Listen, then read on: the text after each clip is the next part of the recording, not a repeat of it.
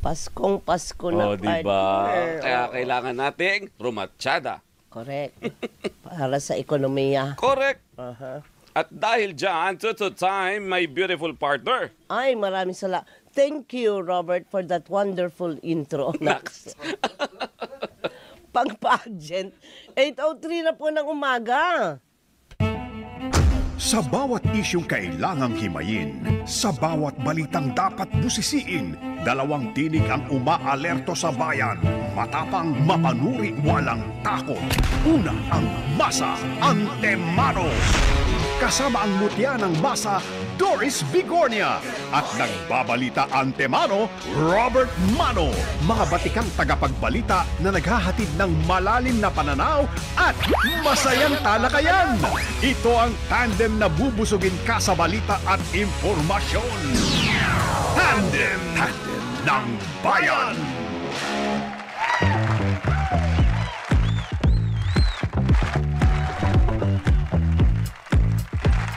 It's Monday. Hello, hello, hello. Hello. Mas mabilis ngayon, partner ng konti. Hello. Telepon? Telepon ba ito? Hello, hello po sa ating lahat. It's a Monday morning.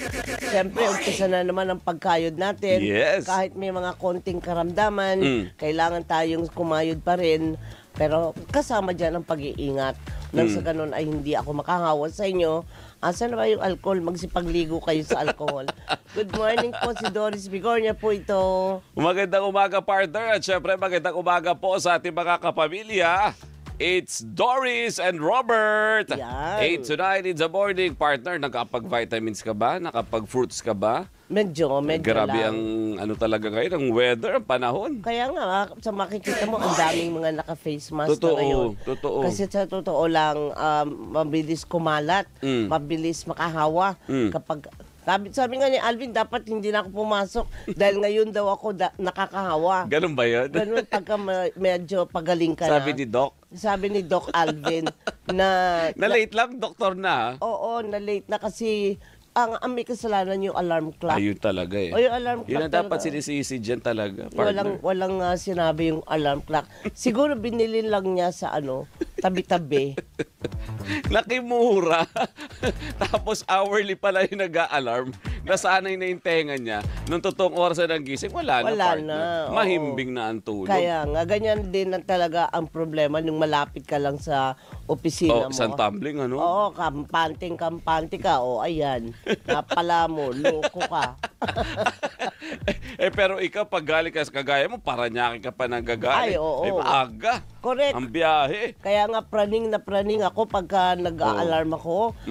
Nag-a-alarm ako ng 4:30. At 2:30 pa lang gising na ako. Seryoso? Seryoso. Oo, 2:30 Kasi ayaw ka kong talaga. malate. Oo.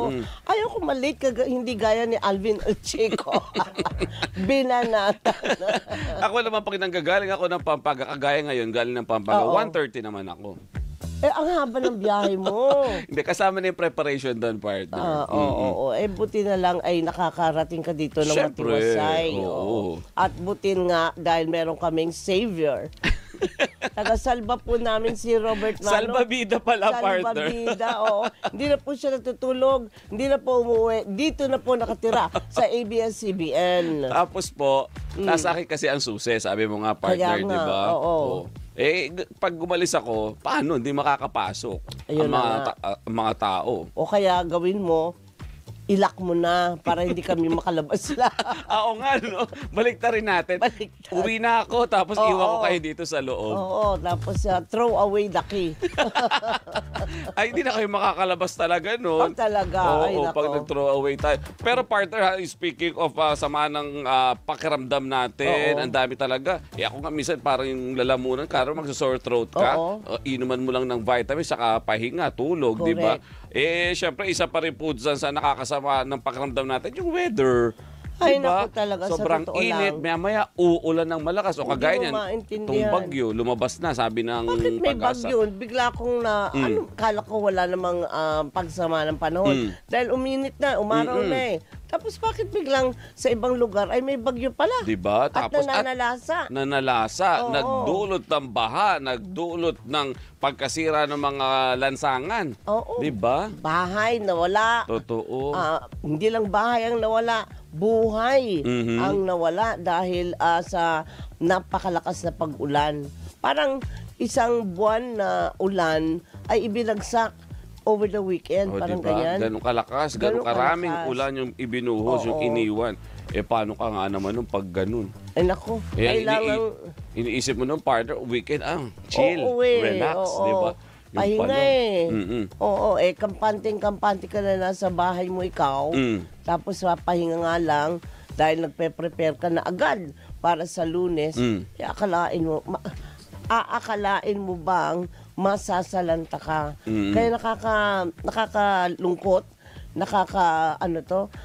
hinayang ang mga nangyaring pagkawala ng buhay at mga kagamitan dahil sana ay naiwasan. O pwede kayang sabihin natin na naiwasan kasi kagaya ng isang kaso, akalain mo buong pamilya niya wiped out. Diba? Kaya nga, Quezon ito nangyari, Oo, partner. Puno yun yung bumagsak doon sa bahay nila.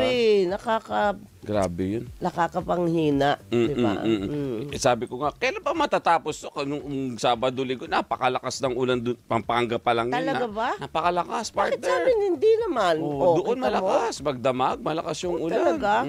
Sa amin hindi. Kahit kagabi.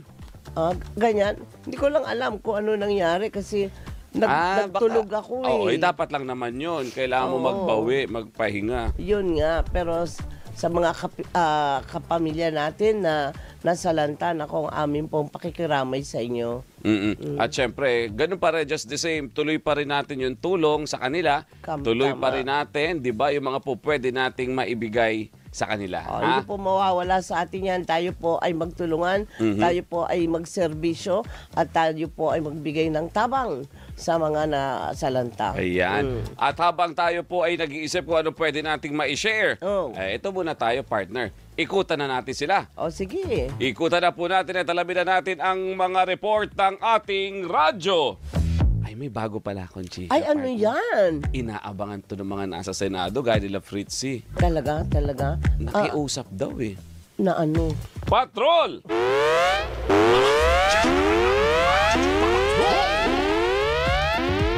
Unahin ko na to, partner. Go! Ito daw, mga basurang inanod sa Manila Dolomite Beach. Naku, ayan na. Kasunod ang pananalasa ng bagyong Ramil. Ito, kinukuha pa. Ang hirap niyan kunin. Namalo na yan doon sa buhangin yan doon, partner. Oo nga eh.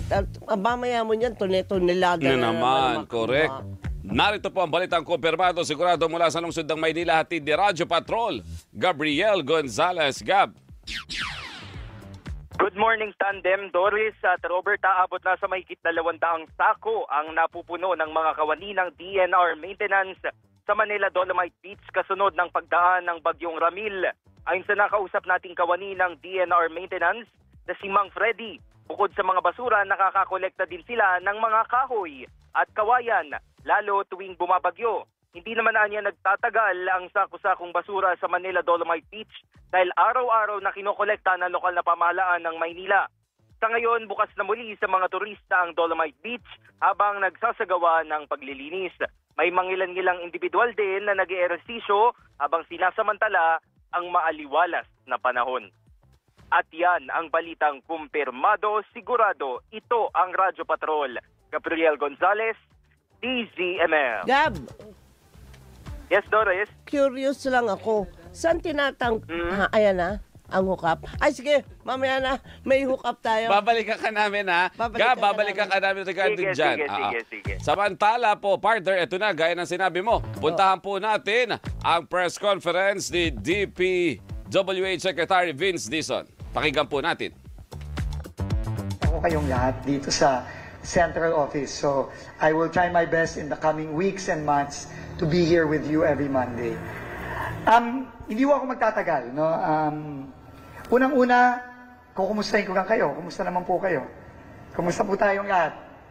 Alam ko medyo mahirap, medyo mabigat, pero kahit papaano naman, basta tayo magtatrabaho lang at gagawin natin ang tama yung ating trabaho. We will do our work with integrity, with honesty, and we will live by the... Ilan ba yung panunumpa natin kanina? Parang 4, di ba? O yung 4 na yun, halos pare-pareho naman nga ang sinasabi, di ba? Ang sinasabi lang noon, dapat maging tapat tayo sa bayan, maging tapat tayo sa mga kababayan natin, at gawin natin yung trabaho natin dito ng maayos. No? Alam nyo, napaka-importante po ng trabaho ng DPWH. Alam nyo po, yung kausap ko po ang Pangulo natin itong mga nakaraang araw, at paulit-ulit niyang sinasabi sa akin. Alam niya na kailangan nating pagtrabahuhan dito yung ongoing na pananagot ng mga taong dapat managot. Hindi niya sinasabi na na itabi natin yon. In fact, kailangan talagang paigtingin pa natin yung pananagot ng mga dapat managot. Pero ang sabi